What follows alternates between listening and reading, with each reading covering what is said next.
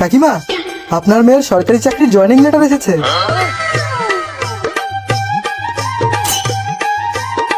মৌমিতা হালদার আপনার মেয়ের নামই তো? না, আমার মেয়ের নাম অনুপমা।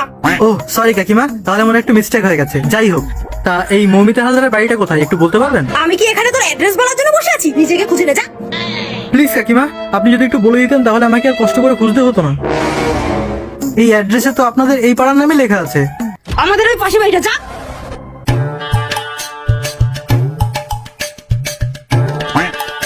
কাকিমা, আপনি যদি অবশ্য চান তাহলে এই লেটারটা এই বাড়িতে পৌঁছবেই না।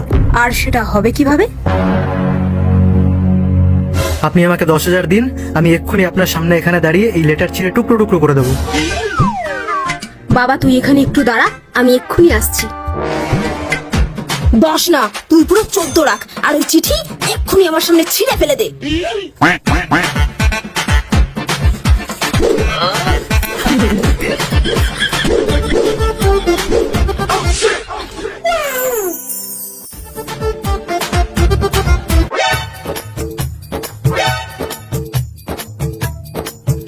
মৌমিতা, 10-এর জায়গায় 14 পেয়েছি। এবার দীঘার সাথে মন্দারমণি ফ্রি। ফ্ল্যাশব্যাক।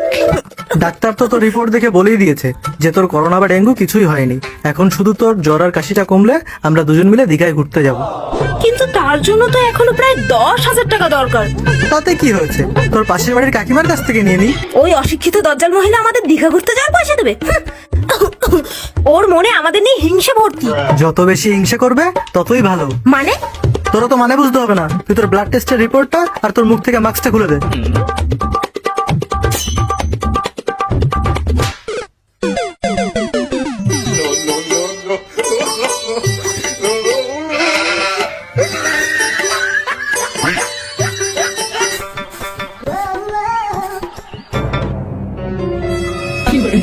মা, এখানে একটা রক্ত পরীক্ষার রিপোর্ট ছিঁড়ে ফেলেছে কি?